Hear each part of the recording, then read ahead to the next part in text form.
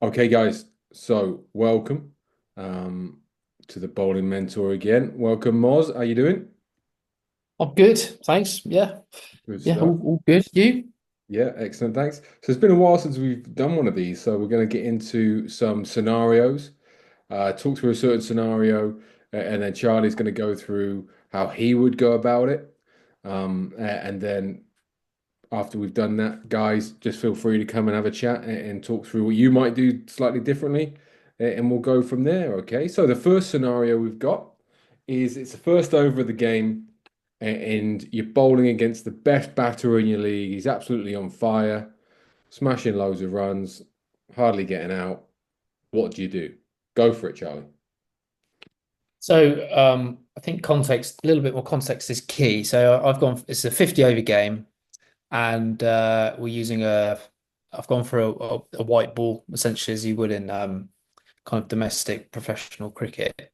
So why is that important? Because if you're playing a 50 over game in league cricket, you might have a red ball.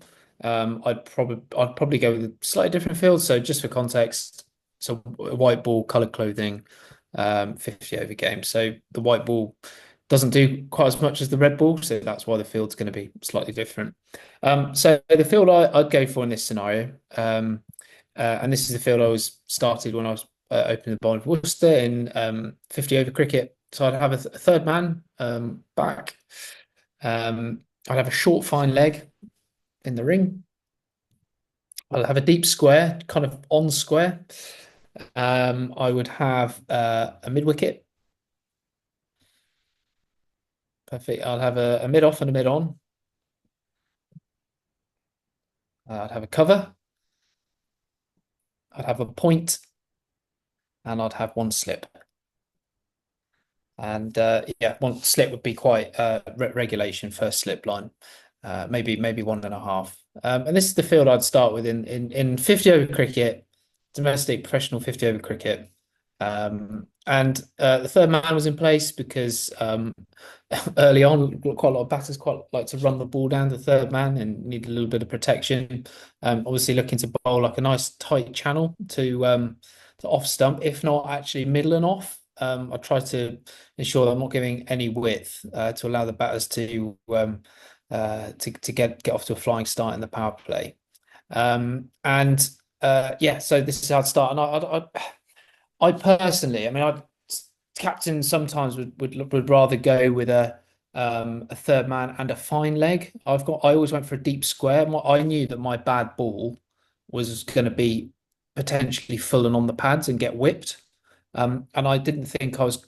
It depends on the surface, how quick the surface is. Sometimes it was a bit quicker. I'd probably push my deep square finer, but more often than not, they're kind of beyond square, maybe in front. Certainly a Worcester where it was a little bit slower, and I could use the short ball, but I was confident that because I wasn't express pace, the ball would generally get hit square, if not slightly in front. So that would bring in my deep square in that example. But if I was going to use my bouncer early on. But you know, if you're going to make a change, if it's a slightly more sporting wicket or sporting conditions for bowling, and the white ball's doing a fair bit, then what I'd probably look to do is take my mid wicket out Juicy, put them in as a second slip, and then what I'd do is I'd just move my mid on round a little bit, so that they're kind of a little bit squarer, to cover that kind of like close in single. But with this line, you know, if the ball is doing a fair bit, then you know, if it's swinging away or nipping off the pitch, then actually, what I'm really interested in there is bringing in the catches behind the stumps, bowling that kind of off stump channel, bowling your best ball. That will bring in the two slips there to hopefully get an early wicket. You've still got some cover down at deep square. Sorry, third man.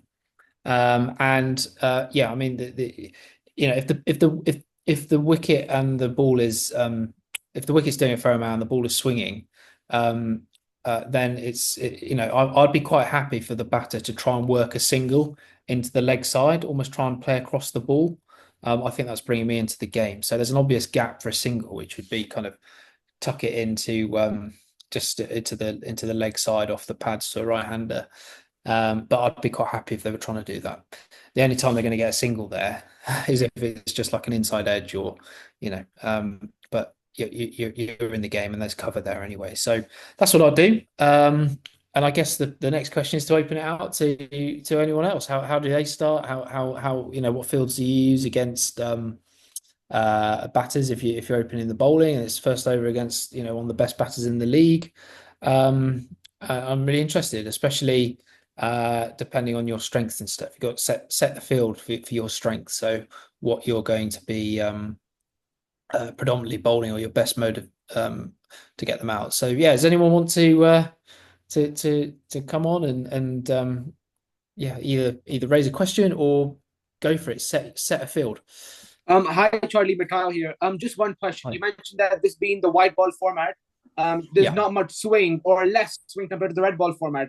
So you have your fine leg pretty square. If there's less swing, wouldn't you want him slightly finer to the ball go a lot straighter? So yeah, so if there's if sorry, so can you just say that again? So if there's less swing, will So I if have there's fine? less swing, wouldn't you want the fine leg a little bit finer? To be honest with you, I never really the fine leg for me. Um, but bearing in mind they're up in the circle, that I always had them just on 45. I didn't really, whether it was swinging or not, I didn't really play with the angle of where the fine leg was too much. The thing I was interested in because I swung the ball away. I did have an in swinger, but I predominantly swung the ball away when I tried to swing it. The key fielders I was interested in were my slips and my third man, the position of that third man, because realistically, if the fine leg, um, if I, if the fine leg's in play, then I've bowled a bad ball. I've either bowled it too straight or potentially the batter's moved across the stumps and managed to flick it, but they've done something. So I wasn't fine leg for me. They're on 45. I was happy. I wasn't. It didn't play with it too much, depending on the swing. I was happy Right. with where the key bit, as Juicy just highlighted there, was that kind of triangle. The ball is doing that red triangle you put on the screen, but that is where those are the fielders that are going to be in the game when the ball is swinging away and nipping off the pitch. And Mhm. yeah, so that was really where my focus would be, predominantly kind of that positive mindset. How am I going to take wickets? What fielders are in play here? Rather than trying to worry too much about the positioning of a fielder Sure. for a bad ball. If that makes sense. Hopefully that answers. Yeah, it does. Thank you. Thank Cool. you. No worries. Yeah, good question. Thank you. Does anyone want to come on and set a field? Come on, be brave.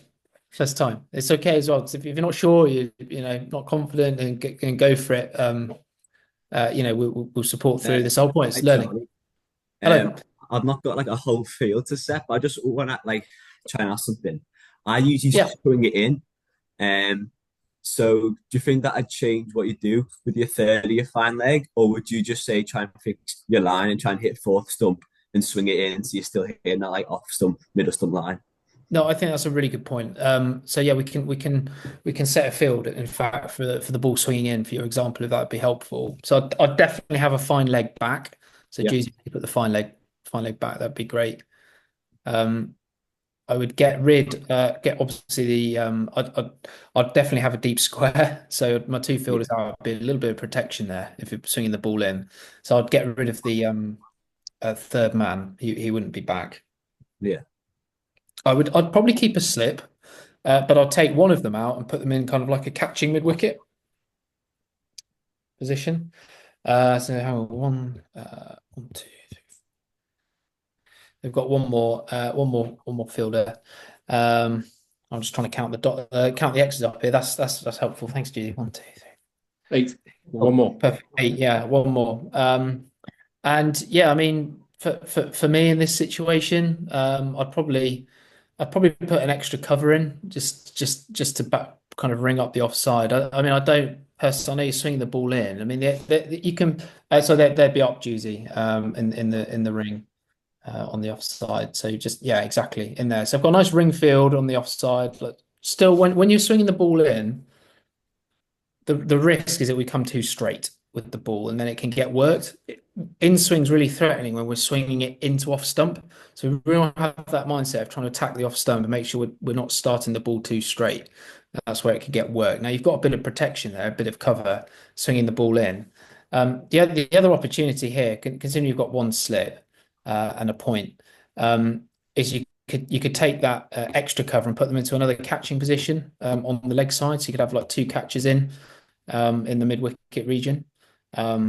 Don't know if you want to, yeah, exactly there. So you take off the extra cover on the offside, and you'd have two there.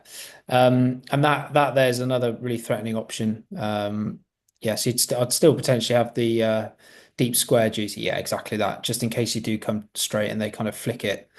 You've got some cover, but you've got two catches in there, nice and close. The batter's going to have to either try and hit through them. If the ball's swinging in and it gets too straight, they're not going to be able to steal a quick single. If they get a inside edge, it's going to go down to fine leg, and you've got cover there. And this is how I would look to kind of set up. Okay, so hopefully that's somewhat helpful. Yeah, thanks, Charlie. Just one more thing. So obviously, with that plan there, would you say try and not go too full, especially because you haven't got a lot of protection like out on the offside? If you are trying to in swing hit that off stump, will you over pitch it? It's quite high risk. Yeah, No, you want to. What I would say to that is, when the ball is swinging, we do want to be on the slightly fuller side because if we're too short, we're not giving it the chance to swing. And if it's swinging, an opportunity to get the ball through the batter's defenses. So, we're predominantly top of off stump. That's always going to be a good length. If you're going to err one way than the other, I'd definitely go full. And if you're swinging it into off stump or into, looking to do that, it's a pretty good shot to hit that through the offside with the ball swinging in. That's a hell of a shot. You're basically hitting against the swing. People talk about hitting against the spin. Like that's a really good shot. An off spinner lobs the ball up outside the off stump, and the batter hits against it through the covers.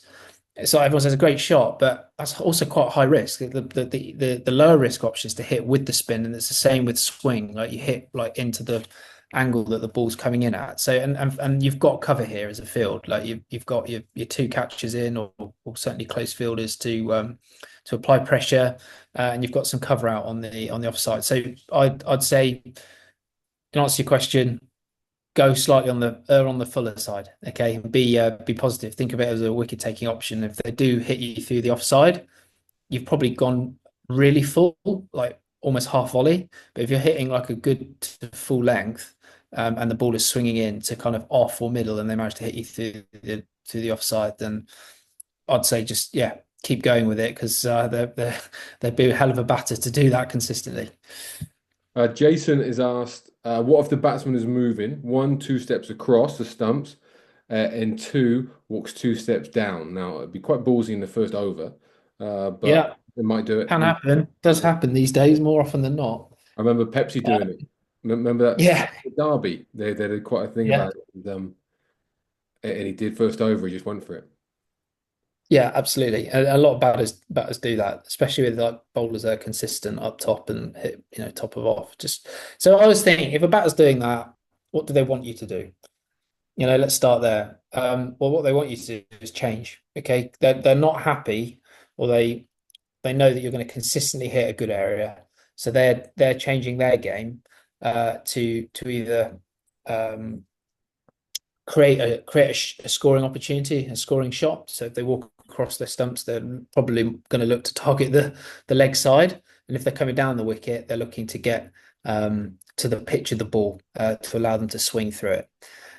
So that's the first thing I think. They want you to change them, and by that, they usually come down the wicket and do that, and then the next ball they stay still, and you're second guessing, and you go slightly short, and then you've bowled a drag down, and they hit you, and then all of a sudden the momentum's with them, they're on top. So I always actually think the best thing to do is to still bowl the same ball, and that's what I found was really effective.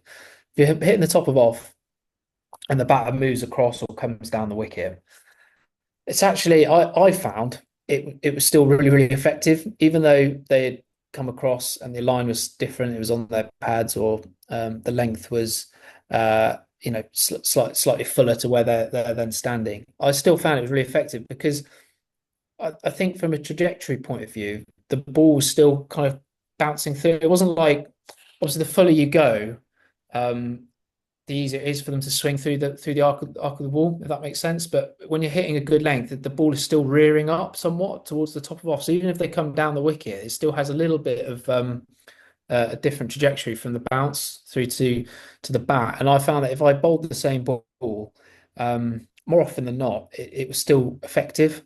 And as I say, going back to that first original point, what they want you to do, they want you to change. So I'm not going to change. I'll only change and start thinking about change if they're consistently doing it and managing to score off it. So obviously, if they're shuffling down the wicket and outside off and then whacking it for 6 or 4 more often than not, then yes, I'd then look to change. But I'd be bold and I'd stick with the same, trying to execute the same delivery. Don't let the batter put you off at all. And yeah, so hopefully that answers that. Great question. Hi, Charlie. Just one more question. So we talked about lengths just now. To a good batsman, to a new batter, for example, rather than thinking about the pitch and the field, if I were to go for his stumps, like as a Yorker, for example, like very first ball, would that be a smart option? Yeah, I mean, absolutely. Yorkers are, firstly, I think you've got to bring the stumps into play first ball Mm-hmm. with any batter that comes to the Yeah. crease. So yeah, absolutely. Whether that's a Yorker or whether that's just we always just speak about attacking the knee roll of the batter where the batter's pads were. So that fuller length. Imagine if you're hitting the top of off stump, you're probably kind of hitting between the knee roll on the pad and the top of the Yeah. pad. We want to bowl that slightly fuller length because it's not Mm. quite a half volley, but we're just, if you're looking at like where the ball would be pitching on the pitch, it'd be kind of just somewhere between a half volley and a good length. So that full length. Critically, we're attacking the stump. So batters coming to the crease, they've not adjusted to the conditions. Pardon me, they haven't seen you bowl. They don't know Yeah. what they're doing, apart from they've had maybe a discussion with their teammates or batters that have come off the pitch. But critically, this is a great opportunity in the first kind of 10 to 15 balls that a new batter's come to the crease to attack the stumps every time and make sure that they don't have any easy scoring shots, Mm. easy easy leaves outside the off stump to get themselves in. Let's make it as hard work as possible. We've all been there, even as I was a tail ender pretty much, but it was a lot harder facing a bowler that was attacking my stumps in the first 10, 15. I'm sure we can all relate to that. Where as opposed to come to the crease and getting a nice scoring option and a few easy leaves outside the off stump, and then all of a sudden you've got your eye in. So yes, whether it's a Yorker, if you want to be bold and go for it and just fire a Yorker in, and you back your skill set to do that, go for it. Yeah, like why not? Yeah. Try it.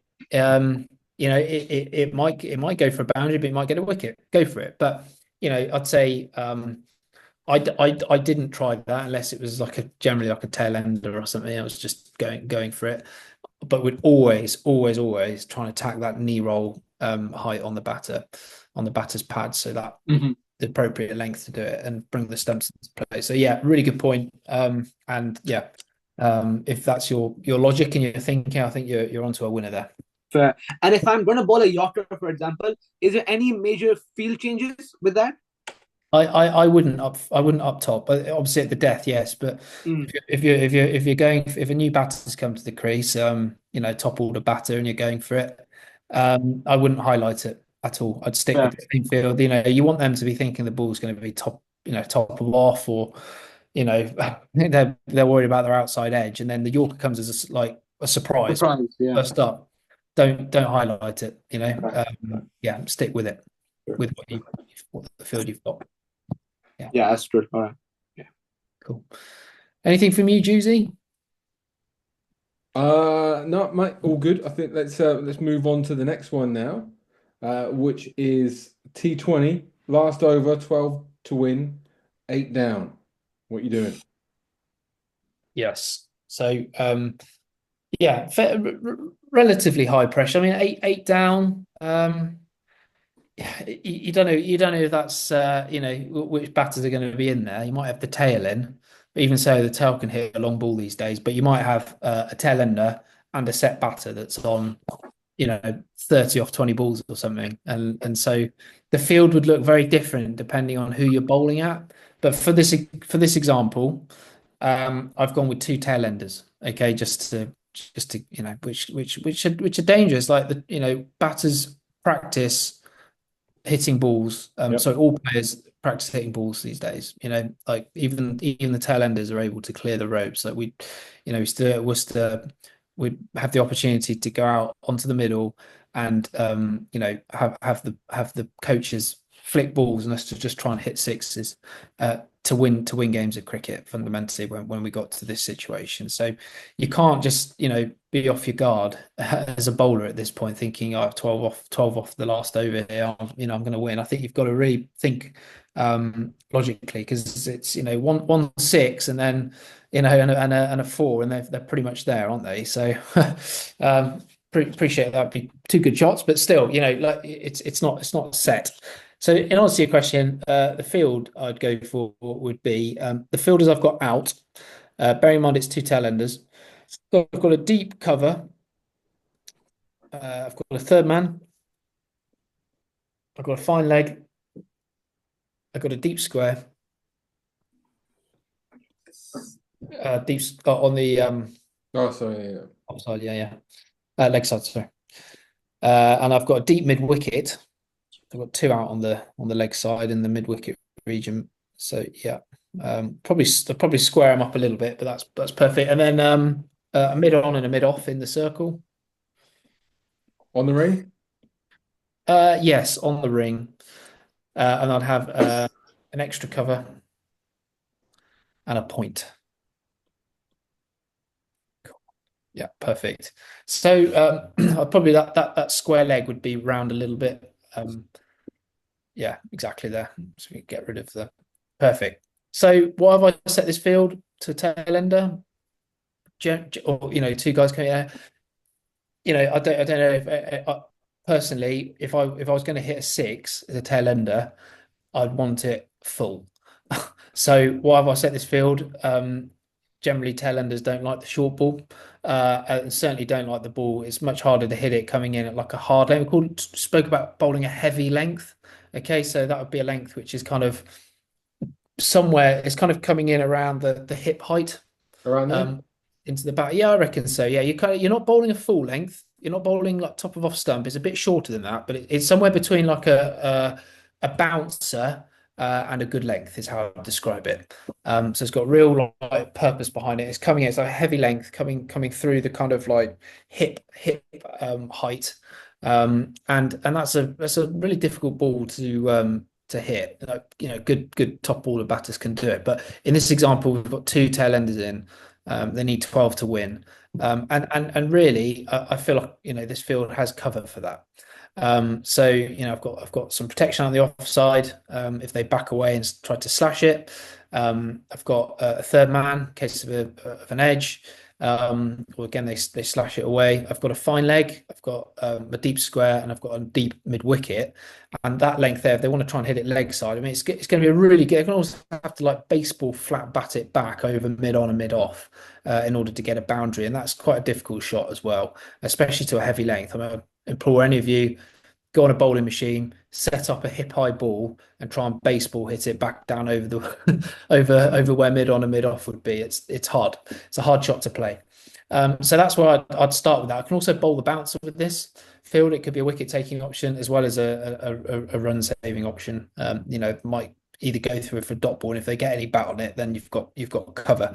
The one change you could make, actually, Jeezy, with this field, would be to it's on the offside. If you wanted to give yourself a little bit more cover, I'd put, you see where the point is. I'd put the point back on the boundary, and I'll bring my my deep cover up into the ring. This is another option here. Yeah, so deep cover's gone. I think that deep point would potentially come kind of a little bit straighter. But for argument's sake, like this essentially feels. So what can I bowl with that? Yeah, perfect. So what can I bowl with that? Well, again, that kind of heavy length delivery. You've still got the cover out on the leg side, but I'd be looking to kind of target like middle and leg as a line.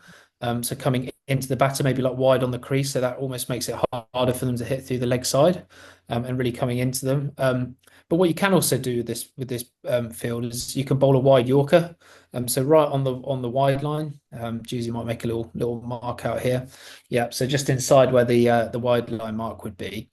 And again, if you execute that well, that's almost impossible to hit down the ground through kind of mid off or and the cover region. What's more likely to happen is it will kind of get squirted off out to where your deep point and your deep third man is, and again, a nice run saving option.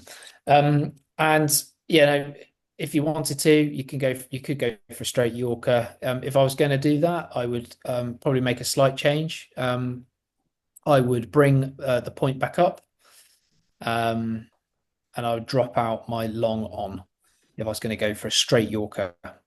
And by straight Yorker, I'm talking kind of into middle and off stump. That would be the line I'm trying to hit.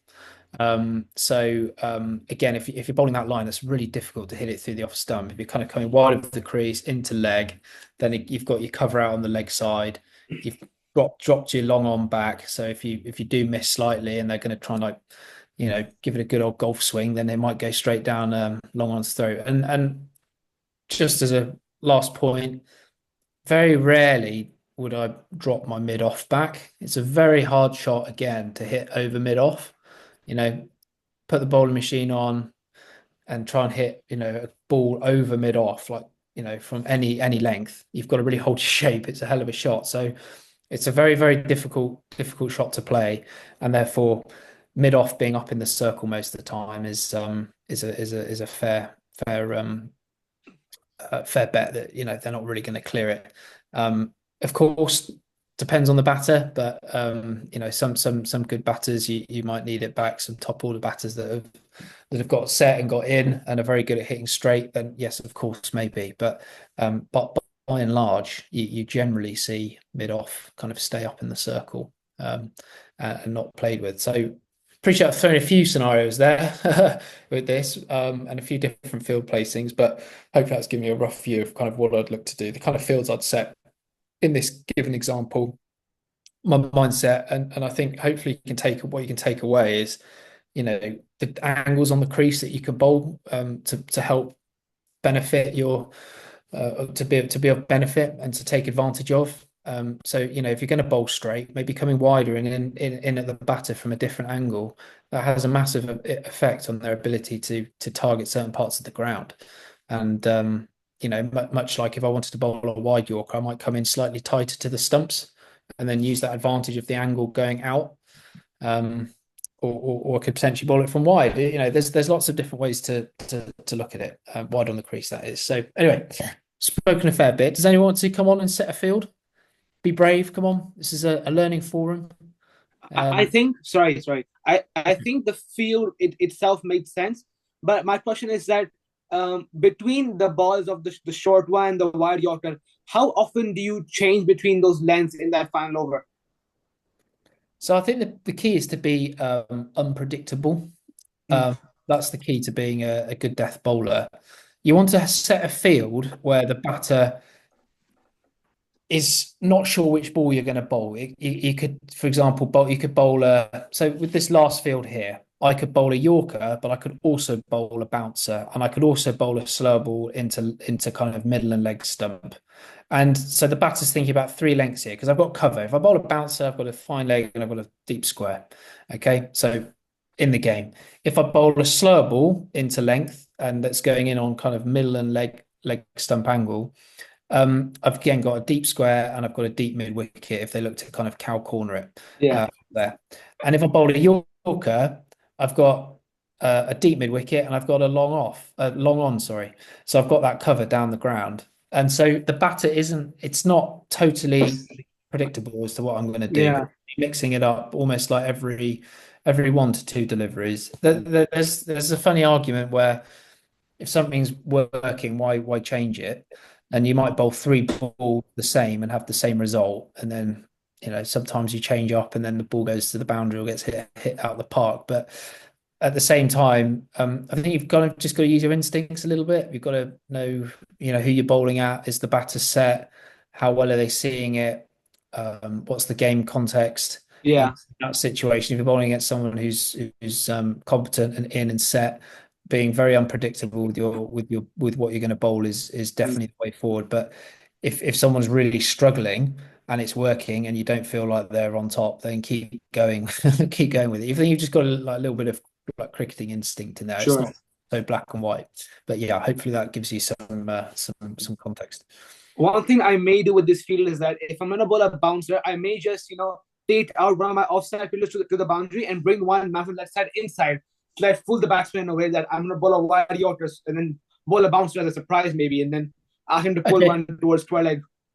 Yeah, I mean, surprise fields like setting a field for like a Yorker and then bowling a bouncer, it is done. Bluffing batters. I personally was in the camp of set a field which you can bowl a couple of deliveries to the batter. They're not quite sure what's coming and just execute them.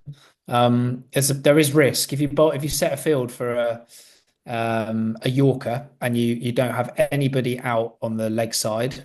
Um, like you have no fine leg, for example, and no deep square, and you put everyone kind of straight back in front of the bat, and you bowl a bouncer, and they manage to flap it for four. Then you haven't really given yourself any protection. Where I think I would always encourage bowlers to take the approach of setting a really simple field where they could bowl a couple of balls to.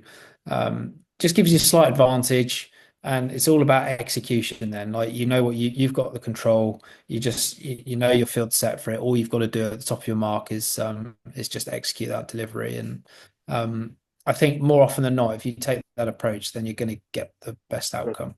That's fair. But that's not to say you're wrong. Like, it is done. You see it in international, and not just international, but you see it in franchise cricket around the world. That does happen. But I just think it is high risk. So just don't necessarily do that all the time, would be my advice. Sure, that's fair. I'd actually bowl, sorry, to a Go for slightly it, Tom. different field to what we've got. Go, So I love it'd it. be very similar to how we've got it with the two red X's. Yeah. But the two back, so third and fine. Third would actually be more of like a deep extra cover. And Okay. then fine would actually be in the ring instead. And then maybe bring one over and sit in like a mid-wicket pocket. Just because playing with a pink ball at the end, it's not swinging, there's no pace on it. So I'd be looking at probably off-speed stuff instead and cutters and go into that kind of thing instead. What am I taking out here, bud? Deep third Take comes out- into the ring. Yeah. And fine leg comes into Fine the leg ring, into the sorry. ring. Yeah. So you basically got your fielders in front of the bat, and that's great. Tom. That's brilliant. You've got to. It's all individual. Like the fields we set We've needs got to be too many, yeah. So Third can go. third's gone. Get rid of him completely, yeah. Okay, one more. What else we got? Get rid of extra cover because they've gone deep. Yeah. So your slower balls, yeah. Slower balls, yeah, that kind of thing. And cutters. I think the only thing I think for the only change I'd make here is that mid wicket that's in would probably need to go to like a third in the circle. And then I think it's a really, really, really good field. It got been exposed on that that area there. If not, and you wanted to keep a mid wicket in, the other option would just be that deep point that you've got to bring them round into the third man position. Just for some cover there. It was just quite an obvious gap, but actually, what's great is you've identified that for you what you're going to bowl in that situation is slow balls, and you need cover in front of the bat, down the ground, and this field does it. So there's what I'm saying is there's lots of different ways to skin a cat, as they say, and it needs to be done depending on your skill set and what you're going to bowl. So that's great. Thank you for sharing that, Tom, because that's identifying like what you're good at and It's almost like the coaches always used to say to the batters, play whatever shot you want if you've practiced it. As long as you've got a rationale for why you're going to do something and you've got the skills and you've practiced executing the delivery, then go for your life. There is no real wrong answer. Okay. The only wrong answer is never to have a third man. That's it. Your first man's your keeper, Your your second second, man's your bowler, and your third third man. man's your third man. Jeez, Excellent. just shout that at me. Wait, just sorry. Why not? Why have the third man there? Why? Why is it so important? I think Why have a because third man? Yeah, I mean, Oh, we're talking about, sorry, more red ball cricket because oh, some okay. balls go yeah, there. Basically, look at the stats. The amount of balls go there. As a bowler, if you've bowled a great ball and you got an edge and the slips miss it and it goes for four, why do you want that? But everyone's got a fine leg for a crap ball. Yeah, I'd, I'd right. Yeah. rather, I'd rather get protected for my good ball than my crap ball. I'd rather get punished for a crap ball. Fair, fair. Yeah. So, and your third man's your third man. Just keep remembering that. it's true. I mean, look, the fine leg is there as a wicket taking option as well. If you bowl a short ball and they take it on, then and you got a bit of pace, then it'll hopefully go. Your fine legs in the game. So there's two different ways to look at it. And the thing is, yeah, we always want one extra fielder. We've got 9 to play with. We always want 10. And you've got, when you make a decision in the field, you've got to take it from somewhere else. And so, ideally, I always think I'd love a third man and a fine leg in a red ball game, but I also really need a mid on. So, or wherever your fielder is. So you just got to figure out, and just figure out what you want or what's right. But Juicy is a very compelling point that Juicy brings up and brought up all the way through my career with all the bowlers is how many runs do you get, lose down to third man for good bowling. And you never put a third man in. And if you do put a third man in, you drop a catcher out. You just take a slip fielder out and drop them through. So then there's a catching option gone. So anyway, I digress. So, Right, should we go on to the next one? yeah, let's go for it. Yeah. So we've got 10 overs left, and now this can be a T20 or a 50 over. And the team is very well set going to those last 10 overs, 2 down. So the captain's brought you in to try and either get a wicket or just stifle it a little bit. So what are you doing? So 10 overs out. Sorry, did you say T20 or 50? I can't remember. Either. Let's say T20. Let's go for a T20. All right. I reckon, I mean, look, 10 over, if you're 2 down in a T20 and there's 10 overs left, in this day and age, the batters are going for it. They've likely been going for it for a while. And as a fielding unit, you're up against it. This is dependent on the pitch as well. Like, let's just, for argument's sake, say it's an absolute road. If it's a really sticky wicket, and the ball is gripping and cutters are being really effective, then of course they're going to play slightly differently and maybe nudge and nurdle it around. But for argument's sake, really good pitch, 2 down, 10 overs to go, the batters are going to motor because if they go now and they start trying to hit it, they've got wickets in hand and they're fundamentally going to push up to a score which is going to make a really, really hard chase. So they're setting a total in this example. So if I was coming on in that situation there, I mean, I'd probably go for quite a bog standard field to be honest to start. Giving me a few options. So I'll go for a deep cover. I'd have a point. I'd have a third man back. I'd have a fine leg. I'd have a deep square. And I'd have a long on. Great stuff. And then I'd have a mid off. How many have I got to here? 1, 2, 3, 4, 6, 7. 2 more. I'll go for a mid wicket and an extra cover. Perfect. Yeah, here. So mid wicket would be probably on the ring. But yeah, so essentially here, what can I bowl? I can bowl the bouncer. I could bowl a straight Yorker. I can bowl a wide Yorker because I've got a deep cover and I've got a third man. If I was going to bowl the wide Yorker, I might make a slight field change like I did previously, which is that point would come kind of in front in where cover would be, and then my deep square would go round and kind of to a deep point position. Sorry, deep cover would go round. Sorry, Jeezy, that's my mistake. Yeah, opposite field, the other side of the pitch, but. Essentially, that field there is pretty regulation, but it does give you a few options. That's probably what I'd start with. And as I say, you can bowl lots of deliveries to it. The key bit when you're faced with a scenario where two batters are set and they're going and they've got a lot of time to bat, 10 overs left in the T20 halfway through the innings, you really need to get a wicket. That's the way to stifle the run rate. As soon as you get a wicket, you can put the pressure on the other batter.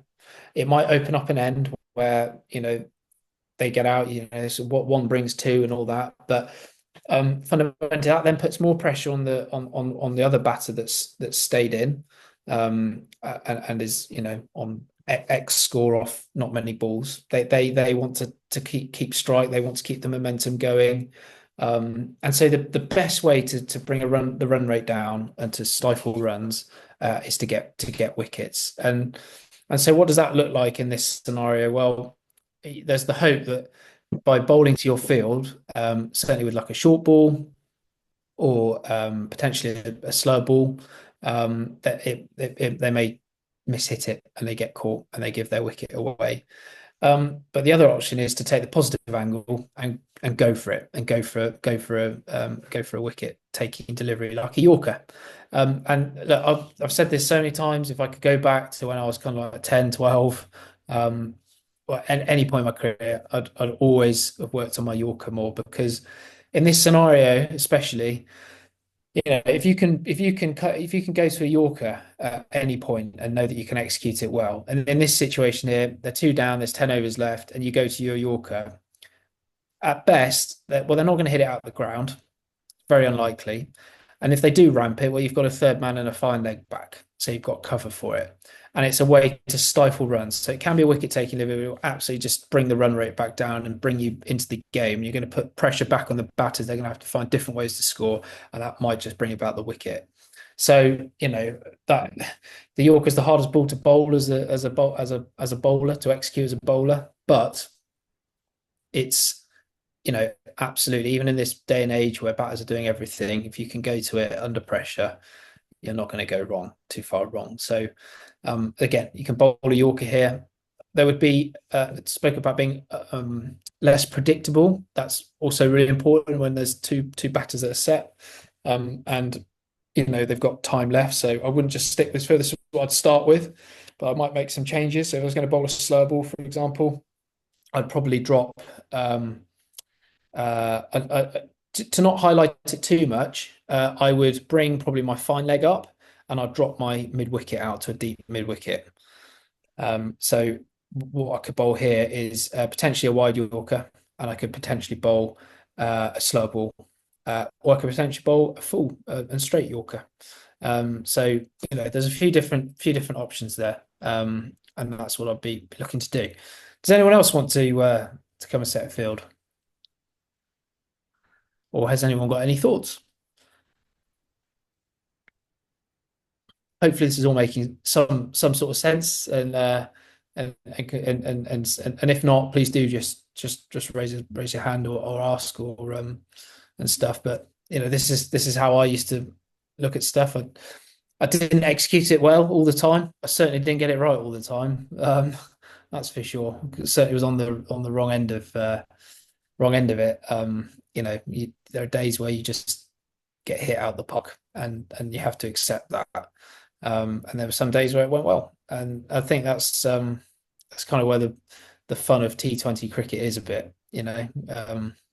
Sometimes it's your day, sometimes it isn't. You've got to just play with a smile on your face and have some thick skin, and just understand that that's the game sometimes. That it doesn't just go your way, and that's okay. Any thoughts, Juicy, on the fields that you saw, or who was the best you saw kind of executing their skills in high pressure situations and setting the right fields out of all of the players you saw over 15, 20 years in the professional game? There you go. Put you on the spot. You have put me on the spot. That not 2018 season when we had Brownie and Parney, they were fantastic together.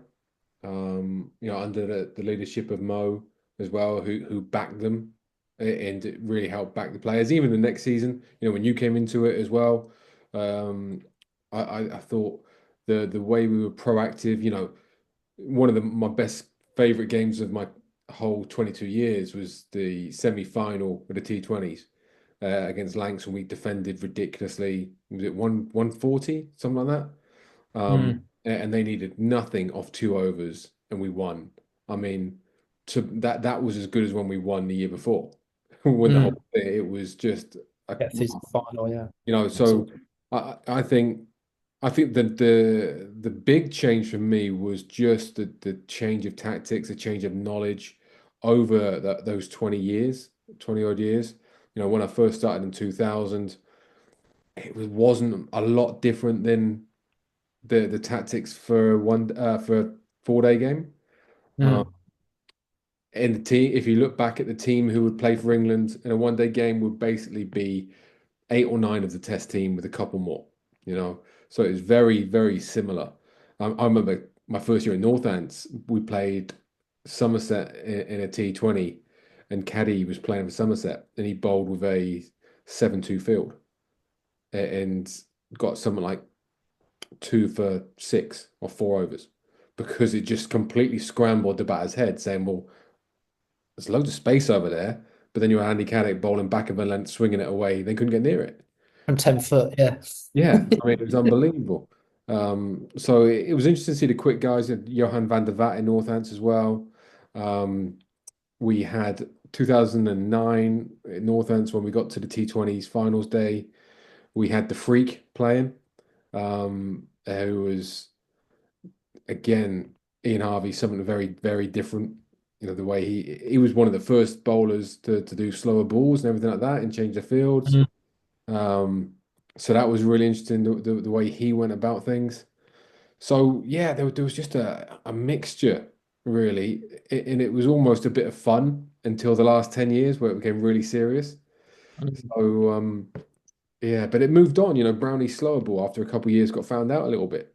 So it's something that you've always got to adapt to. You've almost got to have plan A, B, C, D, E, and F, and be able to go to it within 1 over and be really adaptable. But like we said before, you got to practice. You got to have the knowledge that you've done this before. If you go in the game and you get pounded a bit and you think, right, I'm going to go to wide Yorkers and you haven't practiced them and then you're suddenly bowling 6 wides and over, you're struggling. So you've got to be really clear and really concise in your plan. And that was what I talk about Mo again. When he was captain for us, there was such a big difference because he was calm for one, and he would just talk very clearly to the bowlers. And the feedback from the bowlers was always like that. They loved having him as a captain. I mean, you could say that, you 2019 season, what was it like? That was the first. So you missed a bit of 2018, came in 2019 to have Mo as the captain. What was that like? It was great. I mean, yeah, so much experience, that you could pass on. And I think the reason why Mo stayed so calm is that he played so much international cricket and domestic or franchise cricket around the world, in front of huge crowds. Yeah, the only time you get big crowds here in domestic UK cricket is in like T20 finals day or 50 over finals day. You don't really get them in county. I mean, you can do like the Edgbaston fixture, but it wasn't a full packed out Edgbaston stadium all the time. It was 3/4 full. Yeah, but my point being is that when you've had exposure to these massive crowds around the world, then you turn up to Worcester with 5,000 people. It's quite easy to stay calm and and under pressure. So I think a bit of perspective. I've just written down a couple of points, just to hopefully like pull this all together. The bowler should own their field. It is not down to the captain to set the field for your bowling. They're there to support you and maybe point out something that doesn't quite work, but you have the ball, you have the control. It is up to you to go at the start of the over and every ball to set your field. So that's the one thing I would say. And talk about like responsibility. That's exactly what Mo would ask, and that's exactly what we were always told, really, like you come and tell me what field you're going to set. And so if I'm not gonna put people on the spot, but if you're sat there now thinking, crikey, if the captain said to me what field I'm going to set now, start having a think about it. This is the time to do it. We're in January. It does take practice. Like, I'll be honest, the first year as a professional, I went to, like, we were doing scenario based practice in the winter. And they were like, right, what field are you going to set? And I literally didn't know what field I was going to set. I was signed a professional contract. I was like, don't really know. They don't, do they? That's the big thing we were finding for the lads who were coming up from the academies. They didn't know the basics. So this is one of the reasons, we do these sessions, because a lot of youngsters don't know the fielding positions. So I'll put one there, I'll put him there, I'll put him there. But like Moss said, own it. Own it. Go in there and say, right, this is what I'm going to do. This is where I'm trying to bowl the ball. And if I bowl the ball here, literally the only places it can go and hurt me is here and here. So that's where your field is. And one of the things that I wanted to pick up on that Moss said from the start was when we talked about the first over to the best batter, and you said my bad ball is a short ball, so I get pulled. That is something so important to know, that protection is there for that ball that you don't get quite right. Because so many, I remember Rich Jones, my first year at Worcester, who was only a youngster then. We had Alan Richardson one end, who was your county seamer, line and length, fantastic bowler, but very line and length in military medium, we'd say. In Jones, he was a bit quicker, probably 85 plus, hit 90 on a good day. But they try to make him bowl with the same field as Allen. Two different bowlers. Jonesy, young tearaway quick, his poor ball would be a short ball. So he'd get punished every time he would bowl a short ball. Richo's poor ball might be just one off the legs that get clipped. So if he had a fine leg and he wouldn't go for four, Jonesy would go for four. And then you get the whole thing of, we need to be going at 3 and under. And then so your quick bowler, instead of being a weapon, is suddenly under pressure. So that's where you could go, is even a young bowler, and say, listen, I need him there. Whatever else you want to do, fine, but I need a protection there. I need him there because that's my wicket taking delivery. The rest we can talk about. So at least own some part of it. That's a big thing. Absolutely. I just to follow on, that leads into the point I was written down. It's about being proactive, and if you're proactive and you're taking the responsibility for what your field is going to be and where your strengths and weaknesses are, then if it doesn't come off and you fail, so to speak, or you come off short in a game, that's okay. Like, you've failed going forward rather than just being Fail up. reactive. Say again. Fail up. Fail up, yeah. Fail is the wrong word to use. Yeah, if you're trying to, so in a scenario there where it might be the one we had of 12 to win, if you've got everything not perfectly, but you've got your field where you want, you're trying to bowl ball what you want, and then the batter gets lucky with a couple of streaky shots, you've tried. You've done everything you can. Whereas if you put a leg side field in and you bowl short and wide one, that's a fuck up. That's a fuck up. So then you're not failing up, you're failing down. Exactly. Yeah. And so it's just about being practical. Like, take the reins, and just go for it. Like, don't dip your toe in the water. Like, jump in, like, just go for it. Set the field. This is what I'm going to do. And funny, if you do that, you're all in and you're more likely to execute, because you're like, this is the field, this is what I'm doing, ball's in my hand, this is the ball I'm going to bowl. Well, you're like, you know, Don't change your you've mind already halfway through. yeah, you're 90% there. You know, you're 90% of the way there to execute. The worst thing to be is, oh, what field have I got? And you're running in and you're not quite sure, and then we've got no chance in hell of executing ever. So this is why it's really important to like know what your fields are, you know, what you're going to do, what your A, B, and C is, and like just lead on for that last 2 points. Like keep it really simple, okay? Like really, really simple and clear. It might not seem it, but the more you practice it, the more clear and simple it is. It's like it's not rocket science. It's just like some good logic, and hopefully this session, just going back and listening to it again, might just help it all sink in and provide you a little bit of support as to what what feels you could say and what works for you. And then the last point I was going to make is the best sides I played in, and I think Jeezy you'd agree, and the sides of Worcester back in 2018, 2019, where we were, one of the best T20 sides in the country, was role clarity within the team was really clear. Everyone knew what role they had.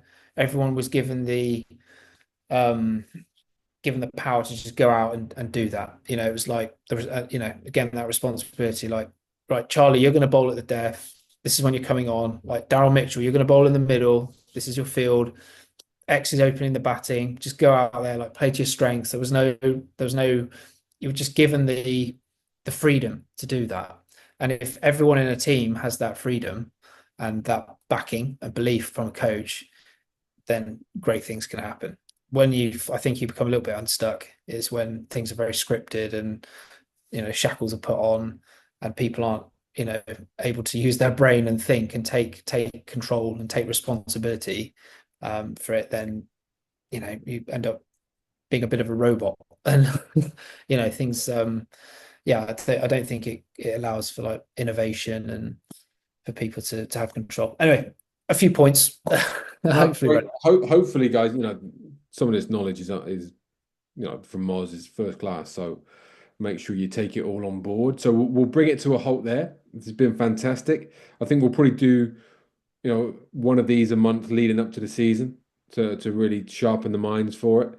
And if anyone has a scenario they'd love to bring forward for the next one, then please feel free. Okay, for the new guys here, this is being recorded. This will be uploaded onto the Facebook page. It'll be uploaded onto the members page within the next 24 hours.